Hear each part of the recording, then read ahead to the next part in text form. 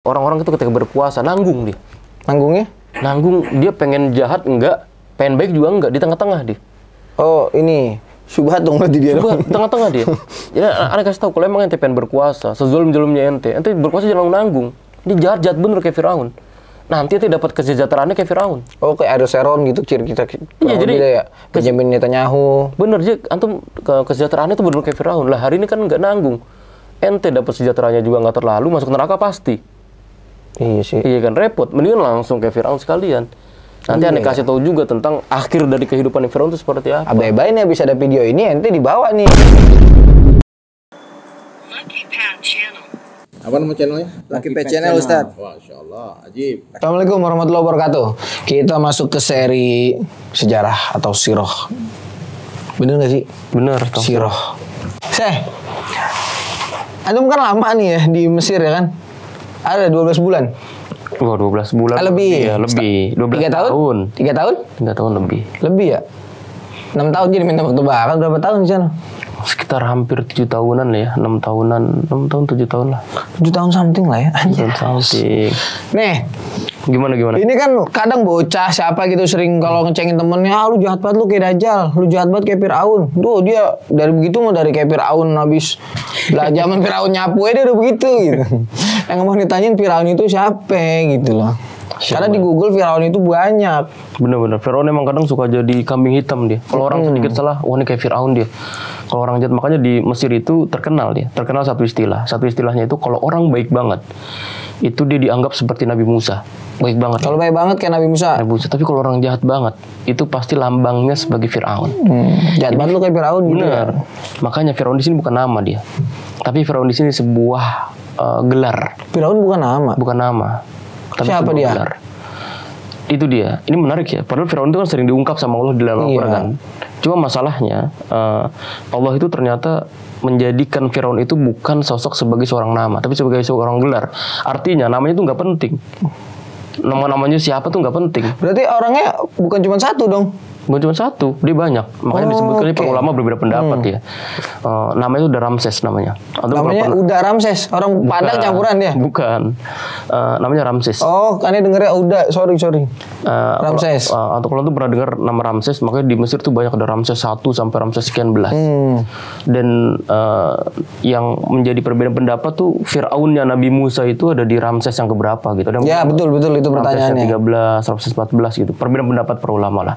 Tapi kalau kulihal bahwa Firaunnya itu sebenarnya bukan nama dia, tapi nama gelar. Oke, sip. Kita di tag dulu nih, nama ya. Itu bukan nama orang ya, tapi nama gelar. Makanya kalau kemudian kita melihat Firaun itu banyak disimbolkan sebagai sebuah lambang kejahatan dan kedoliman. Karena bukan nama dia. Kalau antum memiliki sifat yang jahat, maka antum sifatnya sama seperti Firaun. Karena jahat tadi seperti itu. Jadi di sebuah lambang kejahatan. Nah menariknya, nggak semua raja-raja yang kemudian memimpin Mesir saat itu Firaun atau Firaun enggak ya? Enggak. Oke. Kenapa? Karena orang yang kemudian digelarin sebagai sosok Firaun itu adalah orang yang asli Mesir. Tapi yang pemimpin Ramses 1, Ramses 2 sampai Ramses sekian itu orang Mesir asli kan? Mesir asli. Iya. Nah, berbeda dengan Nabi Yusuf. Nabi Yusuf itu kan orang juga Palestina ya? Nabi Yusuf kan bukan orang asli Mesir. Makanya ketika nanti kisahnya kita ngeliat di dalam Al-Quran, itu interaksinya Nabi Yusuf dengan rajanya itu namanya bukan Firaun, tapi namanya Malik. Raja. Kenapa? Karena dia bukan keturunan asli Mesir. Jadi yang keturunan asli Mesir doang yang benar. Yang khusus dipanggil dengan sebutan Firaun. Asli mana itu si Malik? Ya kan dia hijrah kan dia dari Palestina kemudian ke berarti Mesir. Orang Palestina itu si Malik ya? Iya, jadi bukan orang asli Mesir kemudian digelar. Jadi nggak semua orang yang kemudian memimpin Mesir itu dapat gelar Firaun itu. Berarti nggak auto tadi Ramses 1, 2 ini atau 3 belum auto Firaun, berarti yang 2 ini nggak serem-serem banget dibanding Firaun yang dikasih gelar sama Allah itu ya? Oh iya, kenapa dia? Serem nggak sih dia?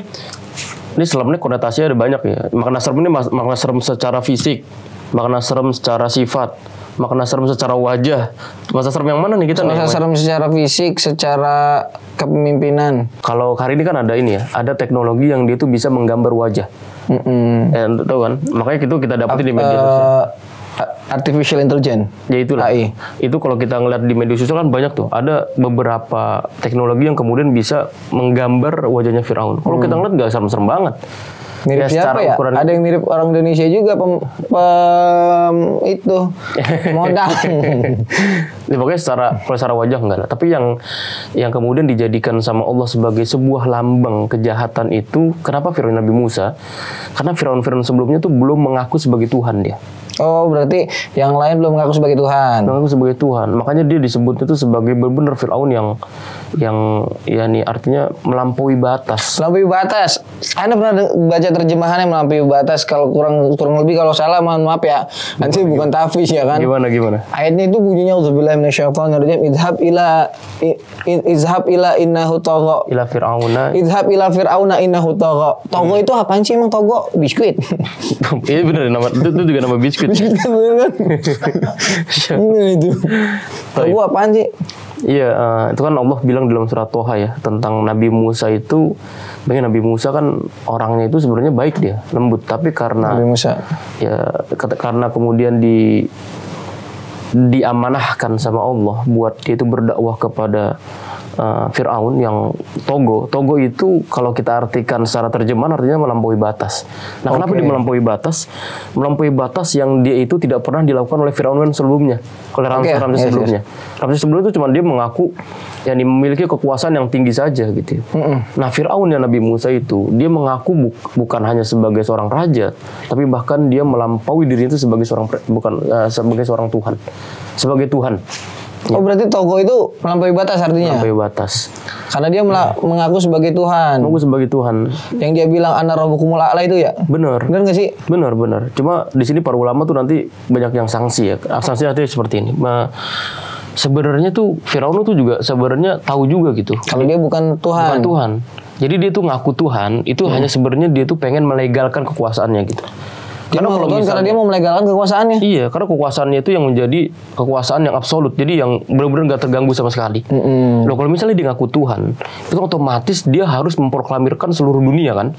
Karena Tuhan itu kan bukan hanya membawahi satu negara kan. Oh iya. Karena kalau misalnya dia mengaku Tuhan cuma membawahi Mesir, lah kalau negara-negara yang lainnya kemudian bersatu padu ngejatuhin Mesir atau menjatuhkan yang di bawah kuasaannya Firaun, kemudian Firaun itu dijatuhkan, ya diturunkan dari kekuasaannya, masa Firaun dijatuhkan, masa Tuhan di kudeta. Kan Iya. Agak gimana gitu kan. Makanya sebenarnya Firaun itu dia mengaku Tuhan itu bukan emang dia tuh pengen tahu gitu, bukan karena dia pengen jadi Tuhan, bukan, tapi karena memang dia tuh ingin melegalkan kekuasaan dia. Jadi karena dulu itu pada ngaku, karena kan hari ini kan banyak ya yang dia tuh bilangnya saya ini punya titisan ini, keturunan ini, dapat wahyu dari ini gitu-gitulah. Makanya Firaun tuh kelamaan nanti dia langsung jadi Tuhan nanti. Udah jadi Tuhan tuh udah langsung lagi, nggak lewat prosedur lama-lama. Orang dia punya kekuasaan dia langsung. Tapi berarti kalau sifatnya Firaun itu adalah kalau label Firaun itu adalah sebuah sifat ya, sebuah legitimasi kalau dia seorang penguasa hari itu zaman itu, berarti Firaun yang modelnya sama secara lugoh dia seperti Firaun hari ini. Contohlah Basar Asad kan dia para rakyatnya pun bilang la ilaha illa Basar gitu kan, tidak Tuhan selain Basar gitu. Berarti hari ini Firaun Basar Asad bisa di label Firaun dong kalau kayak gitu. Ini harus hati-hati juga nih. Biarin aja di sono jauh. Harus hati-hati nih. Jadi gini, kalau kita mengkaji ya, ngaji atau kita ngebahas tentang sejarah Firaun itu, jangan cuman kita menganggap bahwa Firaun itu hanya cuman ada di zamannya Nabi Musa. Iya. Karena ketika nanti kita baca tentang sirah Nabi, ketika nanti Nabi Muhammad SAW itu menamai atau melabeli Abu Jahal dengan bilang hadhihi Firaun hadza Firaun hadil ummah. Bahwa Abu Jahal itu digelari juga sama Nabi sebagai Fir'aun hadil ummah, sebagai Fir'aun umat ini. Karena Fir'aun itu tadi dia itu dijadikan sebagai sebuah lambang tirani, sebagai sebuah lambang kedoliman yang orang ini memang benar-benar itu kedoliman itu bukan dalam tingkat yang biasa lagi, tapi benar-benar sangat kedolimannya melampaui batas. Melampaui batas. Nah, hari ini juga kita nggak bisa langsung nyari-nyari kan, wah kalau di zamannya Nabi Fir'aunnya Abu Jahal, zaman sekarang siapa Fir'aunnya kan gitu kan. Ini kan kita lagi nggak ngebahas yang di sini, kita ngebahasnya yang di sono sih. Negeri yang lain gitu ya, Wakanda. Ya, tapi kalau kita nggak bisa langsung kemudian menjudge seperti itu. Tapi kalau kemudian, jadi gini, menariknya nih ya, Firaun itu Anda kasih tahu ada beberapa elemen, ada beberapa instrumen yang menjadikan Firaun itu sebagai sebuah lambang tirani kedoliman. Oke. Ketika 5 instrumen ini semua bersatu padu, maka jadilah Firaun itu sebagai sebuah lambang tirani kedoliman di dalam suatu negeri. Yang pertama Firaun lah, kekuasaan. Jadi ada penguasa yang zalim, yang dia itu mengaku sebagai Tuhan. Nggak ada di Wakanda, nggak ada. Jadi saking kadang dia tuh nggak mesti harus diucapkan, nggak mesti harus diikrarkan bahwa itu Tuhan. Tapi kadang bisa berbentuk peraturan, kebijakan yang seakan-akan menjadikan kita tuh sebagai Tuhan. Yes. Paham ya? Seakan apa yang dikeluarkan itu absolut. Dia tahu ini baik buat rakyat gua, padahal enggak. Jadi nggak mesti harus diikrarkan saya Tuhan. Yes, ya, oke. I get the point. Terus yang pertama, yang kedua adanya al-wazir. Apaan tuh wazir? Wazir itu menteri. Wazir ini menteri ya. Menteri ini yang tugasnya itu ngebuat pemimpin itu senang. Jadi apapun yang dilakukan pemimpinnya, pokoknya dia tugasnya ngasih pemimpin. Jilat dong dia dong. Bisa ya? Menjilat. Yang kalau di dalam Al-Quran itu dilambangkannya itu dengan sosok Haman. Wah, berarti kalau contoh kayak gitu di sini ada. Ya jadi di Wakanda. Kalau istilah kita tuh ABS ya, asal bapak senang gitu. Benar, soalnya sebelum dia ngepro yang mari, giliran yang mari kalah dia ngepro yang sono. Disanjung-sanjung. Iya, itu tiran yang kedua tuh. Jadi instrumen yang kedua. Jadi yang pertama kan tadi ada penguasa yang zalim kan. Dia nganggap dia itu sebagai Tuhan. Kemudian yang kedua ada wazir. Wazir. Ya, menteri yang dia itu tugasnya tadi dia membuat pemimpinnya itu senang. Dia dengan kebijakannya menyokong, mendukung, mensupport semuanya. Yang ketiga adanya pengusaha. Dari pengusaha yang di dalam Al-Quran itu dilambangkan dengan sosok Korun. Sosok Korun itu hartanya nggak terbatas. Dalam Al-Quran itu Korun itu sebagai sebuah lambang orang kaya yang di dalam Al-Quran sifatnya hartanya Korun itu digambarkan sama Allah sebagai inna mafatihahu latanu bil usbati ulil quwwah. Apaan tuh? Yani kunci pembendaharaannya, kuncinya doang nih, itu harus dipikul sama orang yang badannya besar-besar tapi ada banyak orang. Kuncinya doang tuh. Belum isinya. Dong. Belum, makanya. Berarti simpan hartanya banyak banget itu. Banyak banget. Makanya ketika kerajaan itu dihancurkan sama Allah Subhanahu wa taala, nah hari ini kita menyerap kalimat itu, maka kita menyebutnya harta karun. Iya benar harta karun, friend. Harta karun itu ya konon katanya dari kalimat korun itu. Jadi ada pengusaha dia. Jadi yang pengusaha ini tugasnya itu mensupport kebijakan-kebijakan penguasanya.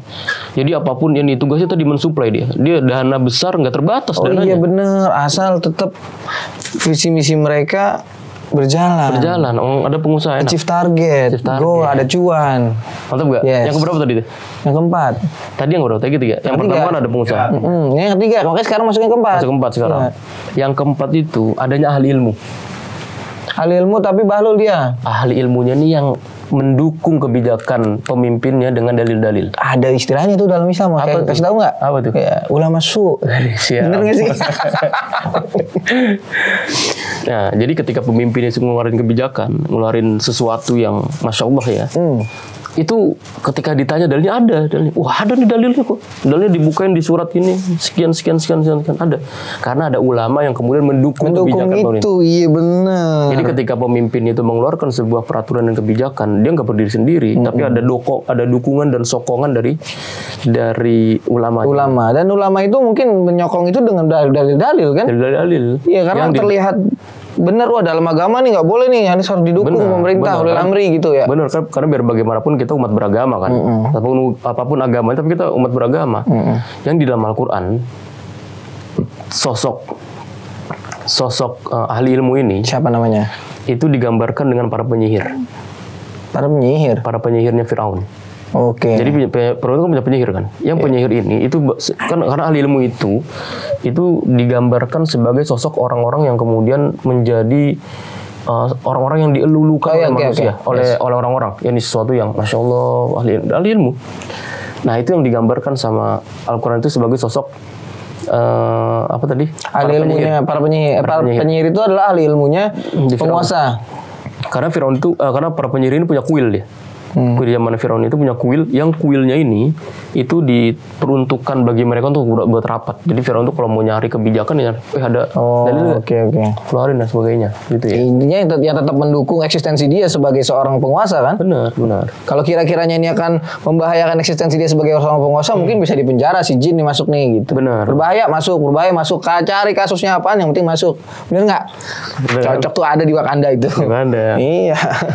Yang keberapa tadi tuh? Yang keempat. Sekarang yang kelima nih. Sekarang kelima. Kalau ada 6 tambahin 6. Yang kelima itu adanya media. Ini media nih. Media nih, hari ini media makin canggih. Zaman Firaun medianya apaan sih? Yang di zaman Firaun itu medianya itu dilambangkan sama Allah dengan sosok Al-Hasyirun. Al-Hasyirun itu orang-orangnya Firaun. Jadi ketika nanti Nabi Musa sama tukang sihirnya Firaun itu lagi duel kan. Nah itu ada Al-Hasyirun nih. Al-Hasyirun itu tugasnya Al-Hasyirun ini tugasnya itu dia datang ke masyarakat. Kemudian mereka tuh bilang la'allana nattabi'us saharata in kanu humul ghalibin. Nanti kalau Musa sama tukang sihir lagi tanding, kita ikut tukang sihir Firaun. Oke. Kalau mereka menang. Cuman sampai situ doang. Dia nggak bilang nanti kalau kita kalah ikut siapa. Mereka nggak bilang tuh. Kalau mereka menang. Kalau tukang sihirnya menang kita ikut mereka ya. Udah cuma sampai situ doang. Ini tugasnya media kan. Hari ini buzzer tuh. Nah makanya media itu memframing kan. Buzzer, iya. Dia memframing kemudian supaya apa yang dibuat sama pemimpinnya sama semuanya baik itu semua. Itu semuanya baik dia. Padahal mungkin di hati mereka sebenarnya sih pemimpin ini keliru nih, tapi karena di framing itu bagus, dibungkusnya tuh cakep. Jadinya orang-orang tuh nganggep itu masya Allah gitu. Enggak, mungkin dari si Hasyirun tadi pun sebenarnya menyadari bahwa Firaun ini keliru, salah. Cuman karena udah ini kan ya mereka ikut ada waktu kelompok. Ya nggak ada waktu semuanya lebih baik lagi. Urusannya baik lagi kayak kambing. Paham nggak? Kan kambing tuh kan urusannya apa sih kalau dia ditanya gitu kan lapar makan gitu. Urusannya balik lagi. Bazar-bazar itu juga pengen makan. Hasyirun tadi cuma buat makan. Iya bener. Masuk banget ini. Hari ini berarti ada dong. Sampai hari ini sebenarnya sejarah itu berulang kan saya? Nggak, sebenarnya kita tinggal ngeliat aja sih. Kita tinggal ngeliat tadi 5 instrumen tadi. Ketika 5 instrumen itu sudah berkumpul di satu waktu dan satu masa, satu tempat dan satu masa, maka kita akan melihat sebuah lambang tirani kezaliman di tempat itu. Ada ini mah. Jadi adanya ada penguasa, adanya menteri yang membantu penguasa tadi, ada pengusaha, adanya ahli ilmu, adanya media. Ketika 5 ini kemudian berkumpul jadi satu, jadilah itu. Berarti boleh nggak kalau kata kita kata nih di daerah sini ternyata ada Firaun ini gitu. Tapi ternyata kalau aneh ya, yang bodoh nih ya kan, kayaknya hampir di setiap zaman rezim hari ini itu Firaun saya. Kalau kesimpulan tadi, kalau syarat tadi memenuhi ya kriteria-kriteria tadi, elemen-elemen tadi atau instrumen yang tadi antum sebutin itu menjadikan sosok Firaun di sebuah negeri, nggak sedikit berarti. Nah pertanyaan kalau udah ada Firaun ya kita jelas nih. Misalnya tuh udah ngebayangin Firaun ya kan. Nah pertanyaan Nabi Musanya siapa? Belum ada. Mungkin yang mau menjadi Nabi Musa ada nih yang berusaha untuk menegakkan amar ma'ruf nahi munkar. Tapi kan baru bergerak dikit ditekuk, bergerak dikit ditekuk. Apaan juga kalau bergerak dikit ditekuk patah saya. Makanya kan nggak kuat, soalnya kekuasaan hari ini masih dikuasai oleh Firaun. Ini siapa sih sebenarnya pembicaranya? Makanya sejahatnya tadi Firaun itu, sekeras-kerasnya Nabi Musa itu ketika dia ketemu sama Firaun.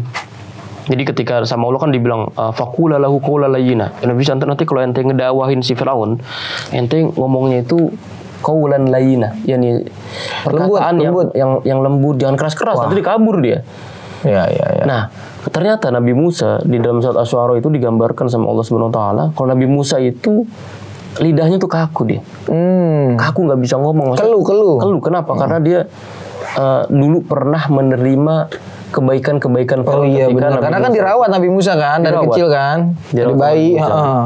Nah itu jadi pelajaran bagi kita sih. Jadi kalau kita emang benar mau melawan sebuah kezaliman, jangan pernah ngambil atau memakan jasa.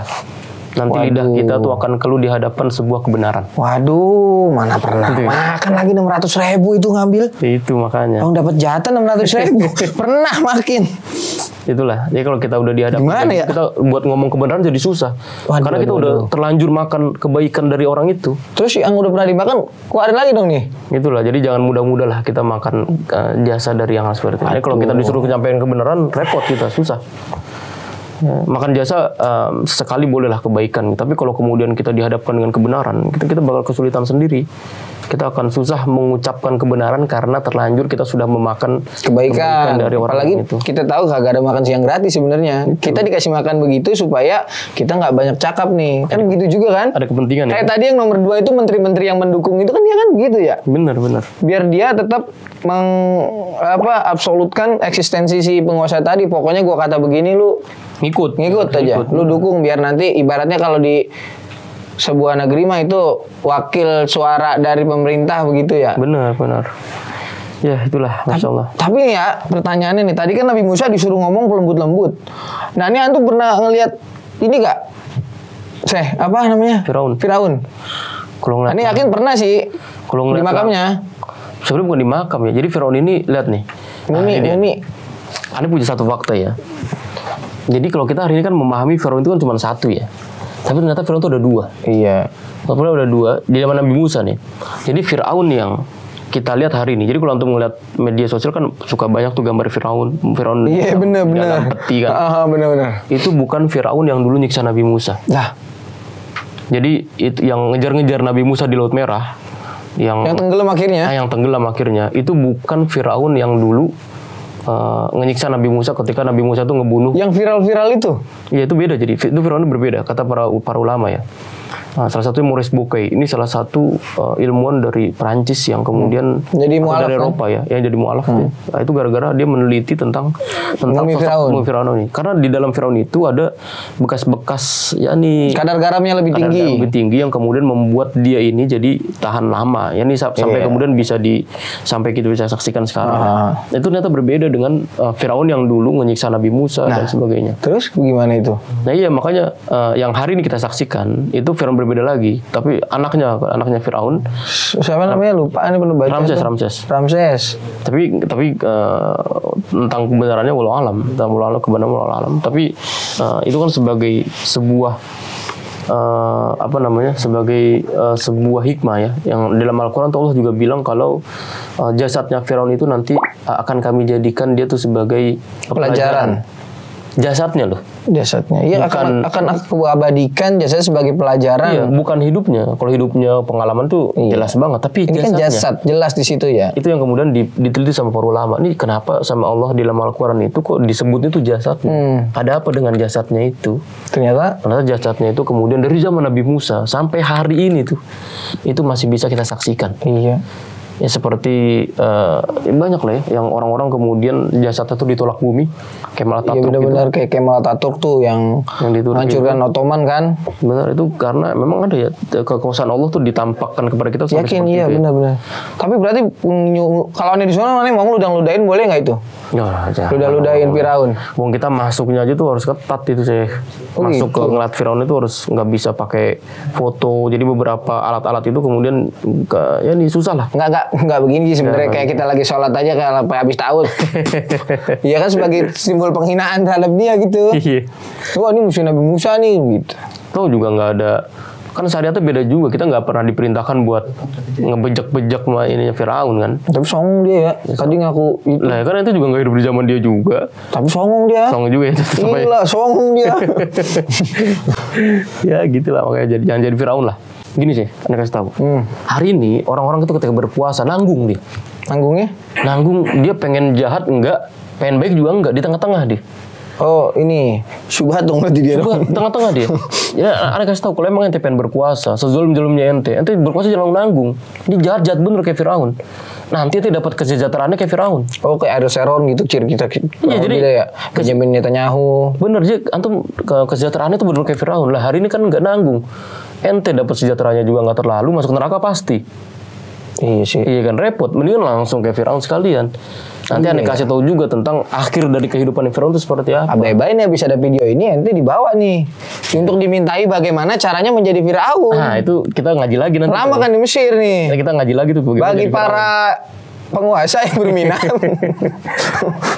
Kalau kita kalau ngomongin Firaun, masya Allah banyak deh. Ada beberapa fakta-fakta emang. Tapi memang Firaun itu identik dengan tirani. Iya dong. Kezaliman ya, karena dia penguasa kan. Iya, hartanya banyak ya.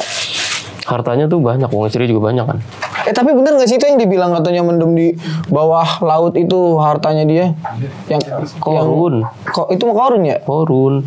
Akhirnya kita masuk ke teori konspirasi masalah Illuminati dan Freemasonry. Tapi itu akan diidentikan sama Mesir gitu. Pasti. Antum tahu nggak itu kenapa?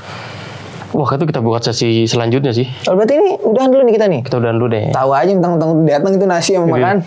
Gitu aja berarti ya. Oh, berarti ini buat pengenalan pertama nih. Supaya menjadi bahan renungan buat teman-teman yang menyaksikan ini. Bagaimana kita mengkaji Al-Quran. Karena di Al-Quran tuh banyak diceritakan tentang Firaun. Itu nanti kita bahas mungkin di pertemuan. Bahkan lebih banyak surat tentang kisah tentang Nabi Musa, Nabi Isa, Firaun daripada Nabi Muhammad SAW kan? Betul. Itu kita bahas tuh besok tuh ya. Iya, oke. Kalau gitu kita makan ya. Insya Allah kita makan dulu ya, jangan balik dulu. Bismillah ya. Bismillah ya. Suka angin kalau balik sekarang. Iya, makanya. Oke teman-teman, jangan lupa besok ditungguin masalah tema kita tentang Sirah Nabawi. Yang ini akan. Tapi ini bukan Sirah Nabi sih sebenarnya. Tentang Sirah. Sirah ya nih sejarah secara umum. Kenapa sih kalau saya tuh yakni karena kebiasaan ya ngomong bahasa Arab ya. Membenarkan aja sih, membenarkan. Jadi ini yakni ya kan. Enggak pantas saya. Aneh sih kalau ngomong gitu ya. Teman-teman gitu ya. Nanti kita akan sambung lagi masalah Mesir. Bagaimana karena beliau lama di Mesir. Insya Allah banyak informasi yang bisa kita serap. Banyak ibrah yang insya Allah kita ambil. Buat yang mau request untuk tentang Mesir. Tuh kata Ustaz Somad barusan. Ya saya menyampaikan aja ini punya lidah. Yang mau tahu tentang Mesir atau ada pertanyaan, ada request boleh atau nanti mungkin di komen. kita travel ke Mesir gitu ya. Itu ntar bisa kata Ustaz Somad kalau itu. Sat, coba tolong ntar travelnya dimasukin ke dalam sini Sat. Bisa. Bang Adam coba dimasukin ya. Tambah tentang sihir di negeri. Wah, Tentang sihir juga. ya cakep banget itu. Bisa. Beneran itu kok tiba-tiba bisa jadi ular, tongkat, wah itu. Oke teman-teman kalau begitu udah. Jangan lupa like, comment, dan subscribe, share sebanyak-banyaknya karena jadi MLM akhirat itu lebih baik daripada MLM dunia. Masya Allah keren gitu. Cakep ya. Assalamualaikum warahmatullahi wabarakatuh. Waalaikumsalam. قد أفلح المؤمنون